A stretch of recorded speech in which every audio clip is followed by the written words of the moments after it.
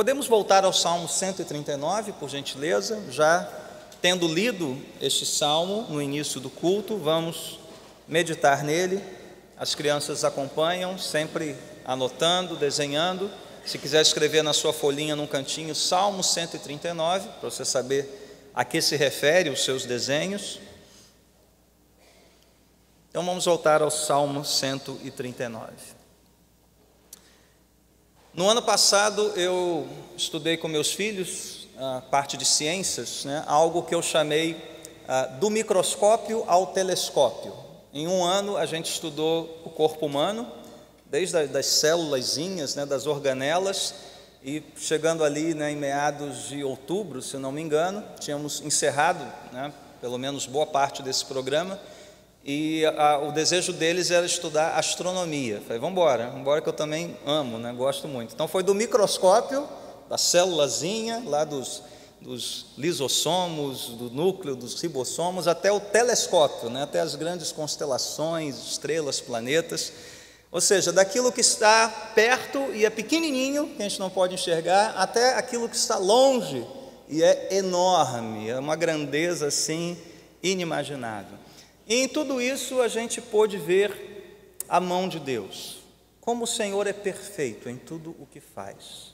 Tudo isso é obra do Senhor, desde as coisinhas mais minúsculas até as estrelas mais grandiosas. Isso nos desperta um espanto, uma admiração com quem criou todas essas coisas e por isso mesmo tem o pleno domínio sobre cada uma delas. A Bíblia diz que Deus chama as estrelas pelo nome e elas atendem.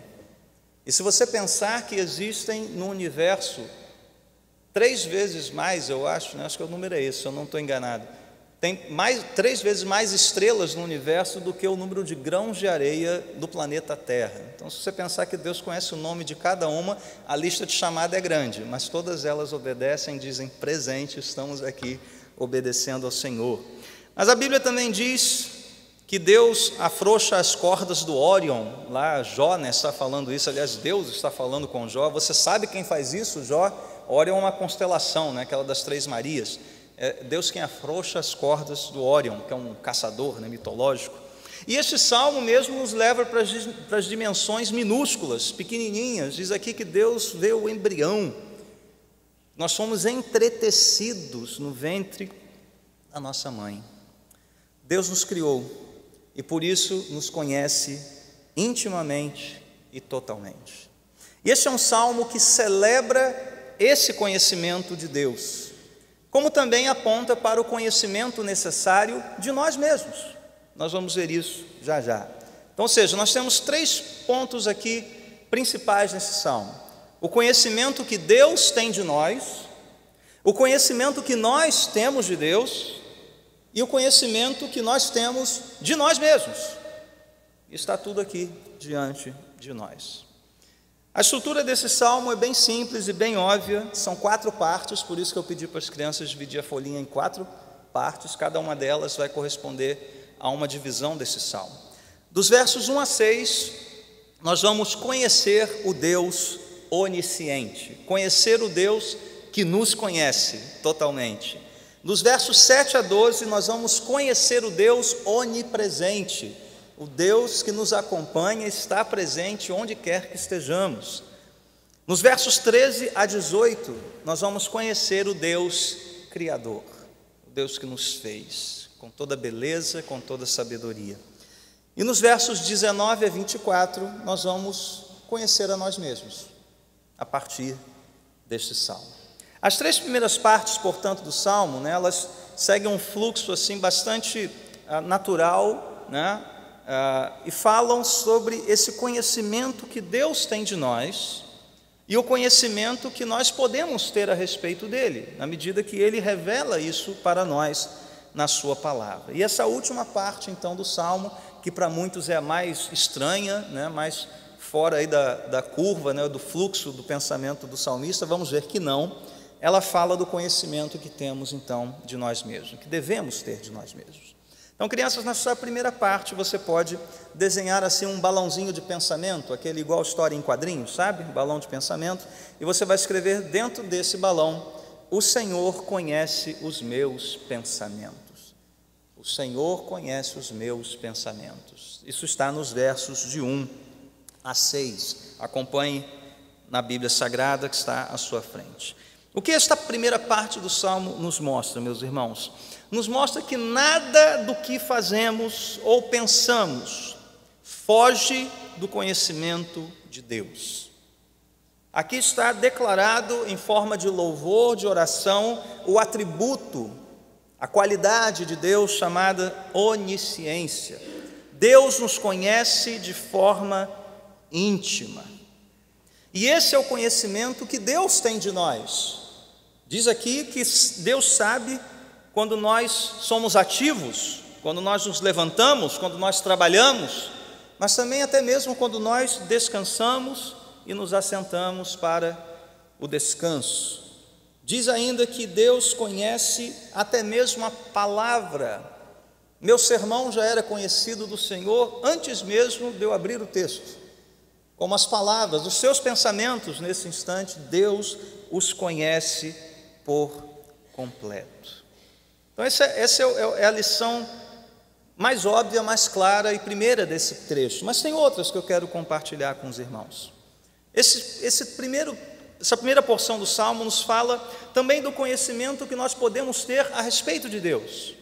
Não só que Deus nos conhece de maneira total, plena, íntima, mas na medida que Ele nos conhece e revela isso aqui na sua palavra, nós também podemos conhecê-lo.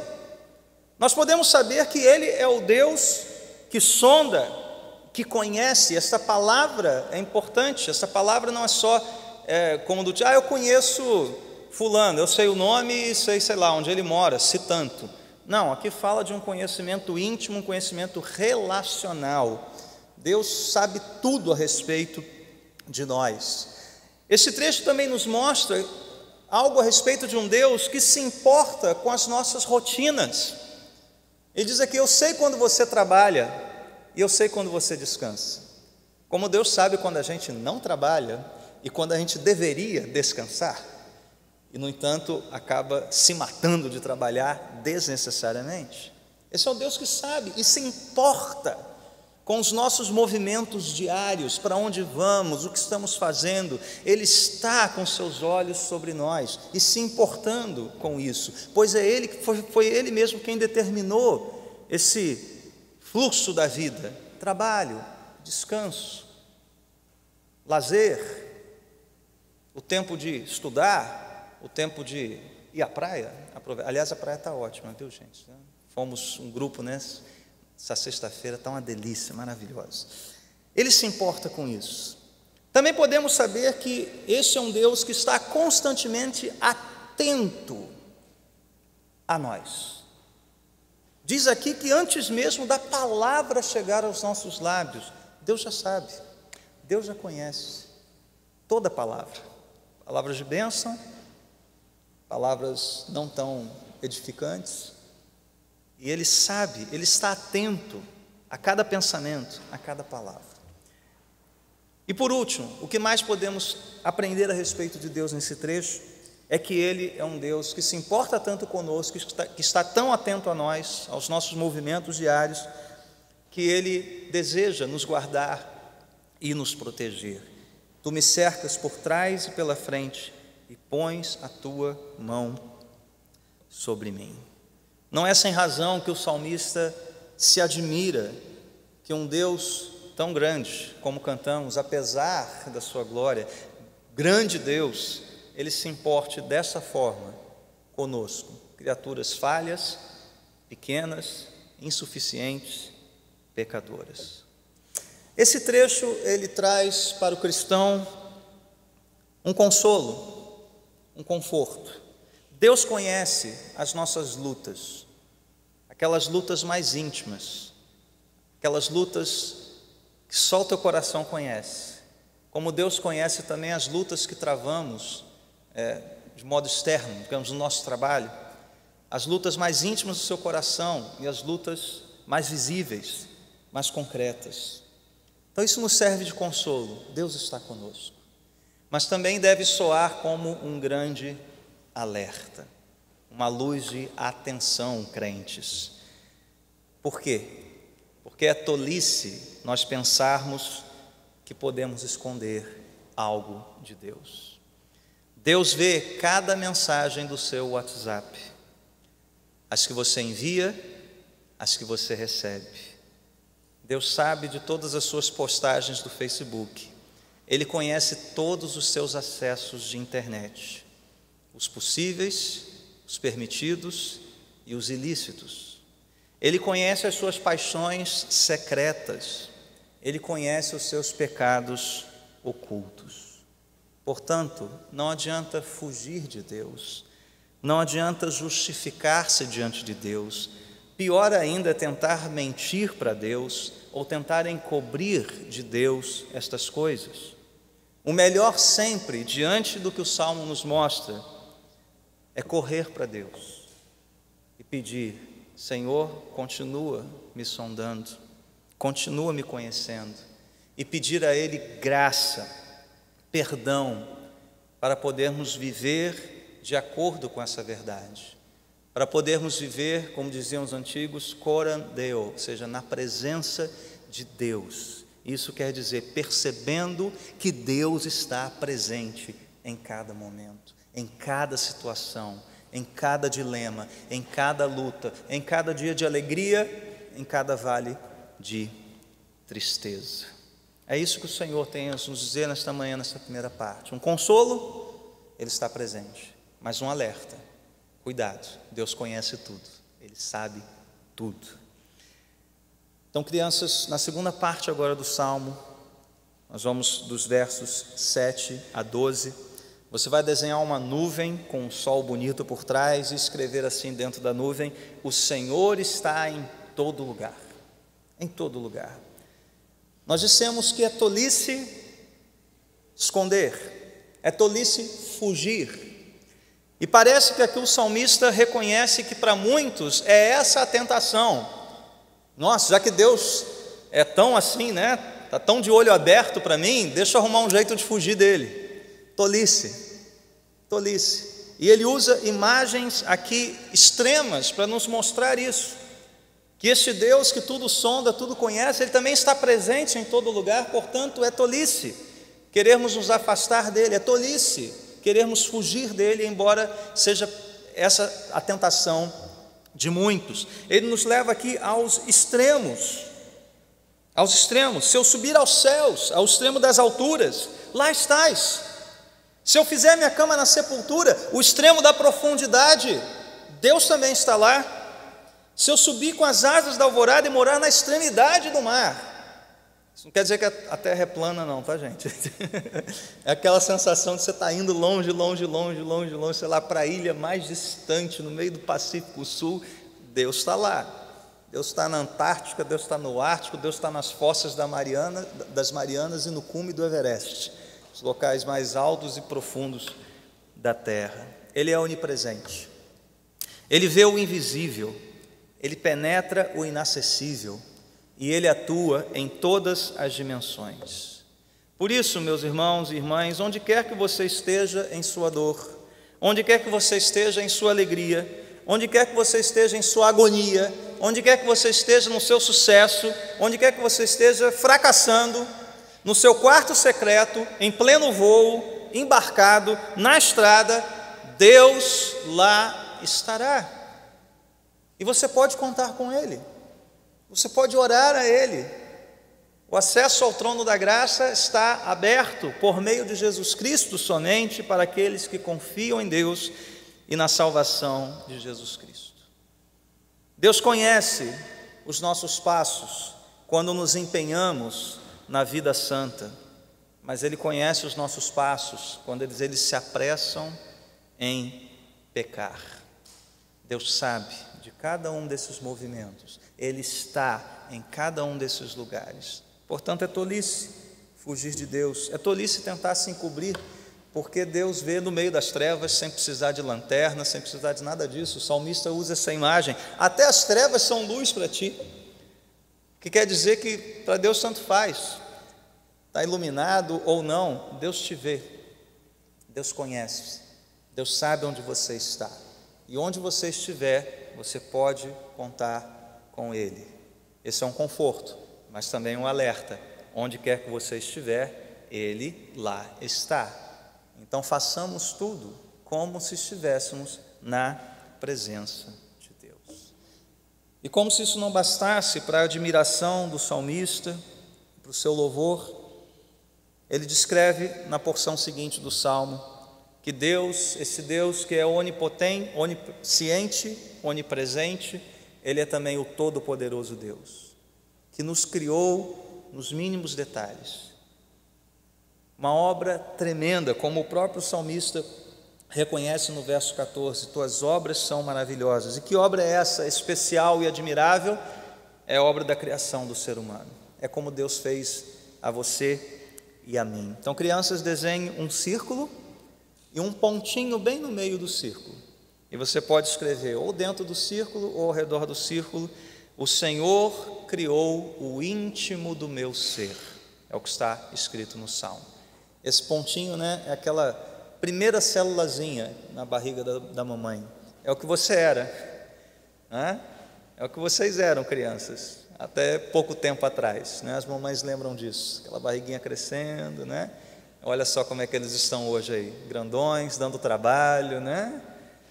Precisando às vezes de uma disciplinazinha, é assim mesmo. Isso passa lá pelos 35, 40 anos, quando eles forem para pé. Então, espere um pouquinho mais, tenha paciência. Deus criou cada detalhe do nosso ser, Ele é o autor de toda a vida e Ele nos conhece melhor do que a nós mesmos. Esse trecho do Salmo acrescenta uma outra dimensão, né, àquela que nós já nos referimos, a dimensão do espaço. Deus está em todo lugar, Deus conhece e nos formou no íntimo de nossa mãe, mas aqui a dimensão que o salmista acrescenta é a dimensão do tempo. Veja o verso 16: os teus olhos viram o meu embrião, espaço ali, ó, as primeiras célulazinhas, todos os dias determinados foram escritos no teu livro, antes de qualquer deles existir. O tempo está em suas mãos, cantamos isso no primeiro cântico desse culto. O tempo está nas mãos do Senhor. Ele é o Senhor da vida, Ele é o Senhor do espaço, Ele é o Senhor do tempo. E o salmista mais uma vez expressa a sua admiração, agora em dose dupla, versos 17 e 18, como são preciosos para mim os teus pensamentos, ó Deus. Irmãos, esses versos são importantíssimos para a nossa atualidade, o mundo em que vivemos, para a discussão tão atual e tão, às vezes, complicada, né, sobre o aborto. E esse é o texto mais claro da Bíblia Sagrada, que nos mostra que há vida intrauterina. O que está ali no ventre da mãe é vida. Deus se importa com isso. Deus formou as primeiras células, né, o coraçãozinho batendo ali nas primeiras semanas, toda a formação daquele ser, um ser vivo, um ser que é segundo o propósito de Deus. E o que a Bíblia nos deixa muito claro aqui é que a discussão sobre esse tema vai além dessa superfície medíocre, pobre, de direitos reprodutivos da mulher, saúde pública. A discussão aqui é sobre a sacralidade da vida. A vida é sagrada, a vida é sagrada diante de Deus. Deus olha quem está ali no ventre da mãe, porque Deus o formou com um propósito, por um ato de amor, por um ato soberano, por um ato maravilhoso. O que está ali é vida, é vida. E a vida é sagrada aos olhos de Deus.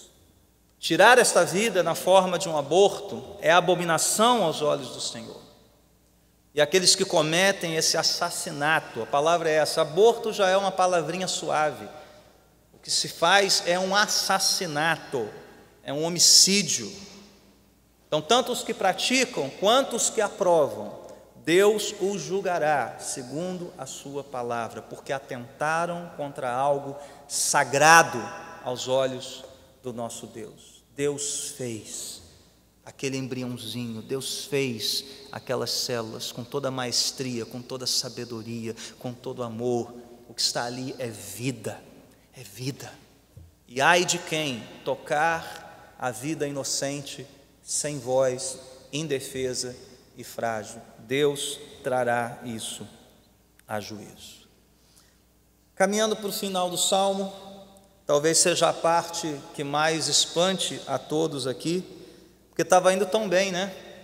Poxa, o salmista ali, Senhor, os teus pensamentos, o Senhor conhece, o Senhor faz isso. Aí de repente, quem dera matasses os ímpios, ó Deus. Eu falei, meu Deus do céu, o que você fez? Estava indo tão bem, né? Porque esse acesso de raiva, esse acesso de fúria aqui, o que essas imprecações estão fazendo aqui? Mas veja, ela é uma parte que tem tudo a ver com as partes anteriores. Talvez a gente não perceba isso logo de cara, mas nos mostra algo importante aqui. Lembra que eu falei no início? As 3 primeiras partes nos falam do conhecimento que Deus tem de nós e do conhecimento que nós temos então de Deus, revelado aqui. Mas essa última parte nos fala de um conhecimento que nós temos que ter de nós mesmos, diante de Deus. Porque Calvino disse que só é possível o homem conhecer a si mesmo se ele primeiro conhecer o seu Criador, conhecer o seu Deus. Muito bem, Deus já foi apresentado nas 3 primeiras partes do Salmo, mas aqui o salmista revela um pouco dele mesmo, que é um pouco de cada um de nós. E a primeira coisa que ele nos mostra, a imagem que eu trago à mente é o seguinte: já viram aquelas sondas entrando na atmosfera depois de ir para o espaço? O que acontece na reentrada da atmosfera? O atrito, né, com a atmosfera gera um calor terrível, um negócio, tanto que a sonda tem que ter uma espécie de blindagem, uma coisa assim forte, né, para aguentar as altas temperaturas da reentrada na atmosfera por causa do atrito, que produz muito calor. Pois bem, o salmista está aqui reentrando na atmosfera. Ele estava nas alturas, ele estava contemplando Deus em toda a sua formosura, sabedoria, caminhos perfeitos, pensamentos altos, a glória de Deus estava ali. De repente ele lembra que ele está na terra e que ele tem inimigos e que a vida é dura, a vida é incerta, a vida é difícil. Mas tendo meditado nessa grandeza de Deus, veja que a reação dele não é uma reação pecaminosa, porque senão primeiro que isso não estaria aqui. O salmista aqui está trazendo para nós algo do seu zelo por Deus. Esse Deus que tudo conhece, esse Deus que tudo sabe, que nos protege, que está em todo lugar, que nos acompanha em todo lugar. Esse é um Deus santo, esse é um Deus grande, é um Deus glorioso, que conhece tudo, inclusive os inimigos de Davi. Ele também sonda os corações desses homens.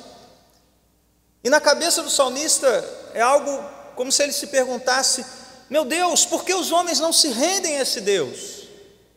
Por que pessoas insistem em fugir de Deus? Por que pessoas insistem em atentar contra a glória e a santidade desse Deus? Esses homens são ímpios, são maus. Então, Senhor, faze justiça. Veja que a fala de Davi aqui, foi Davi mesmo quem escreveu o Salmo, aqui davídico, ele não está trazendo para si a responsabilidade de cuidar disso, de fazer justiça com as suas próprias mãos. Ele está colocando isso nas mãos de Deus. Senhor, os ímpios estão em tuas mãos. Esses homens que se portam como se o Senhor não conhecesse, esses homens que agem e falam como se o Senhor não soubesse, como se o Senhor não sondasse, esses homens então estão em tuas mãos. Cuida deles, Senhor, afaste-os de mim. E veja que não é nada pessoal. Veja o verso 20: porque falam de mim? Não, porque falam de ti. Eles são inimigos de Deus. Então o que está aqui diante de nós é o zelo de Davi pela glória de Deus, é o zelo de Davi pela santidade de Deus. Davi quer proteger a santidade de Deus. Não é uma ira movida por orgulho ferido, mas sim por um zelo santo. O que nos leva então aos 2 últimos versos, e aqui vem a parte do conhecer a si mesmo. Veja, o salmista percebe que até mesmo o seu zelo por Deus, o seu senso de justiça, o seu apreço, o seu temor por Deus, ele pode sofrer com o pecado. Há uma linha tênue que divide a indignação santa da ira pecaminosa. Há uma linha tênue que divide esse zelo pela glória de Deus de um orgulho ferido ou de um sentimento de vingança pessoal.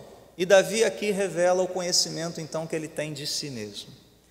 Embora ele se mostre como alguém zeloso por Deus, ele também se mostra como alguém que pode falhar no seu zelo, que pode transbordar dessa indignação e se orgulhar, e ter o seu coração manchado por uma raiva, por um ódio orgulhoso e pecaminoso. E é por isso que nos 2 últimos versos parece que ele para tudo assim: opa, espera aí, eu me conheço, eu sou um pecador, Senhor, sonda-me, vê se há em mim algum caminho mau que eu sequer conheço, e se o Senhor achar, por favor, me guia pelo caminho eterno. Davi mostra aqui um conhecimento da sua pequenez, da sua insuficiência, da possibilidade que ele tem, e qualquer um de nós temos, de pecarmos, de ultrapassarmos a linha tênue, de ultrapassarmos a medida da santa indignação. E ele está pronto para receber a correção divina, sem justificativa, sem fuga, sem encobrir absolutamente nada. Por isso que essa oração dos versos 23 e 24 é a oração mais corajosa da Bíblia Sagrada. É a oração mais ousada da Bíblia Sagrada. Vamos ler juntos? Com sentimento de oração? Todos juntos. Sonda-me, ó Deus, e conhece o meu coração. Prova-me e conhece as minhas inquietações. Vê se em minha conduta algo te ofende e dirige-me pelo caminho eterno. Você disse amém? Essa é uma oração perigosa. Meus irmãos, crianças, não esqueci de você não. Desenhe um coração bem bonito, escreva dentro dele: sonda-me. Essa vai ser a sua oração. Sonda-me, Senhor. Sonda-me. Quantos de nós oramos assim, meus irmãos? Nossas condutas, nossos pensamentos podem ofender e muitas vezes de fato ofendem a Deus. E certamente ninguém nesta manhã escaparia da sondagem profunda do Senhor. Nenhum de nós.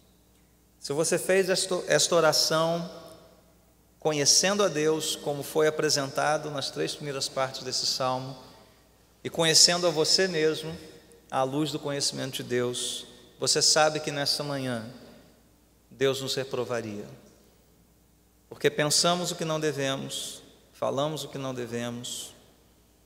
Então, meus irmãos, o que fazer? Não fuja de Deus, não se justifique, não encubra, confesse.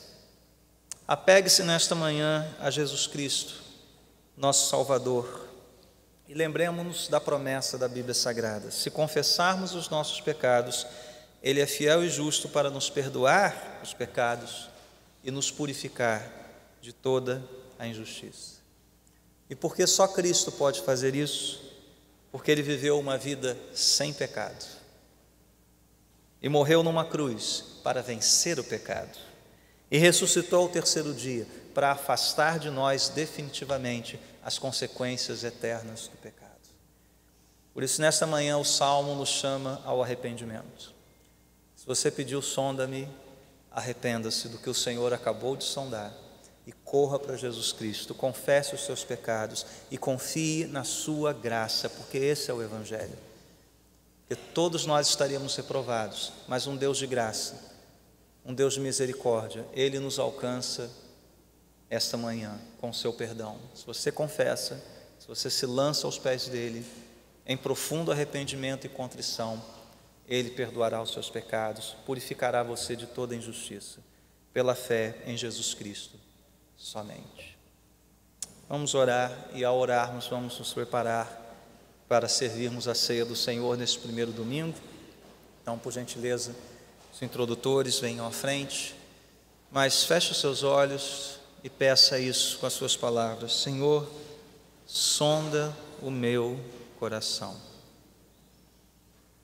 Eu reconheço os meus caminhos maus, ó Deus. Eu reconheço os meus pensamentos que te ofendem. Eu reconheço as minhas palavras que ofendem os meus irmãos, ofendem o meu próximo. Eu reconheço nesta manhã que se não fosse a tua graça e misericórdia, Senhor, há muito tempo eu já teria sucumbido.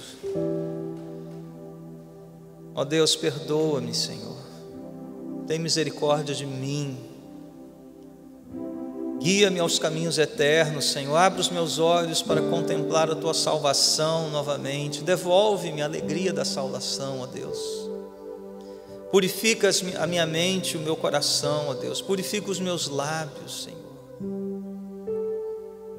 Purifica, meu Deus. Tem misericórdia de nós, pecadores.